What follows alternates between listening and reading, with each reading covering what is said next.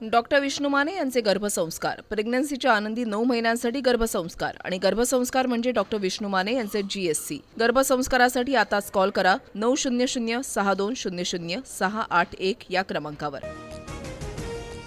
19 किलोच्या व्यावसायिक सिलेंडरच्या दरामध्ये वाढ, 42 ते 53 रुपयांनी महागला। मुंबईमध्ये व्यावसायिक सिलेंडर आता 3067 रुपये 50 पैशांना मिळणार, नवे दर आजपासून लागू। महाराष्ट्रातील विधान परिषद निवडणुकीसाठी भाजपकडून 11 नावांची यादी जाहीर। दिल्लीमध्ये केंद्रीय निवडणूक समितीच्या बैठकीमध्ये उमेदवारांच्या नावांवर शिक्कामोर्तब।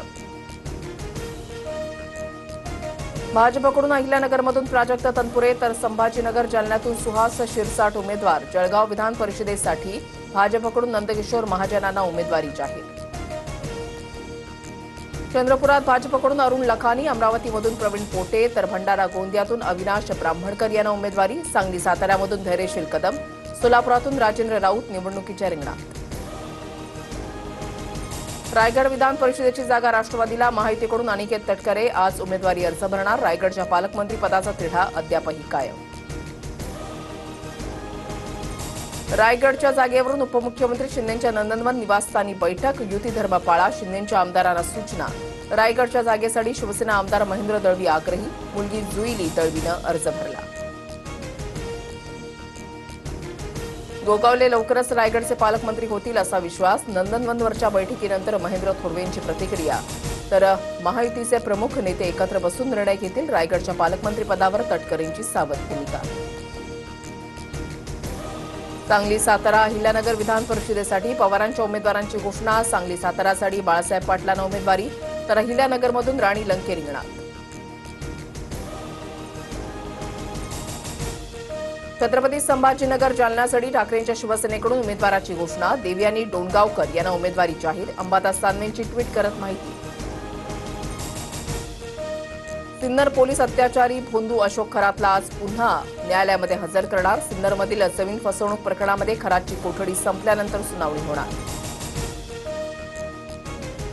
शिंदेंच्या शिवसेनेचे खासदार संदीपान भुमरेंच्या घरी चोरी, कंपाऊंडमधून चोरट्यांनी मोबाईल पळवल्याची माहिती। दोन्ही चोरटे सीसीटीव्ही कॅमेऱ्यामध्ये कैद, पुंडलिक नगर पोलीस ठाण्यामध्ये गुन्हा दाखल।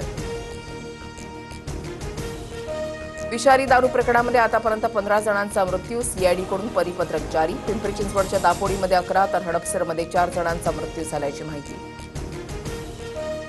छत्रपती संभाजीनगरच्या जायकवाडी धरणामध्ये पोहण्यासाठी गेलेल्या 2 मित्रांचा पाण्यामध्ये बुडून मृत्यू, एकाचा मृतदेह सापडला, दुसऱ्याचा शोध सुरू।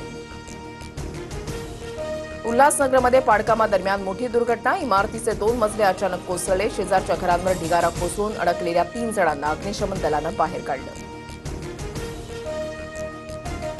नागपुरात 4 कोटी रुपयांचा 3.5 किलो एमडी ड्रग्ज जप्त, अप्पलवाडी भागातील फ्लॅटमध्ये कारवाई, 1 आरोपी अटकेत, मुख्य सूत्रधाराचा पोलिसांकडून शोध सुरू। साताऱ्यामधल्या कोयना धरणाची पाणी पातळी कमालीची घटली, जलाशयाचं बॅकवॉटर ओसाड। 60 वर्षांपूर्वी पाण्याखाली गेलेल्या जुन्या बामणोली गावाचे अवशेष समोर, कोयना धरणाच्या निर्मितीनंतर या गावाचं स्थलांतर केलं होतं। ज्येष्ठ पार्श्वगायिका सुमन कल्याणपूर यांचं निधन, वयाच्या 89व्या वर्षी मुंबईतल्या राहत्या घरी त्यांनी अखेरचा श्वास घेतला। निंबोणीच्या झाडामागे, अरे संसार संसारसारखी अनेक गोड आणि अजरामर भावगीतं मराठी चित्रपटसृष्टीला लाभली। आरसीबी सलग दुसऱ्यांदा ठरली IPL चॅम्पियन, फायनलमध्ये गुजरातचा 5 विकेट्स राखून पराभव, विराट कोहलीची नाबाद 75 धावांची मॅच विनिंग खेळी।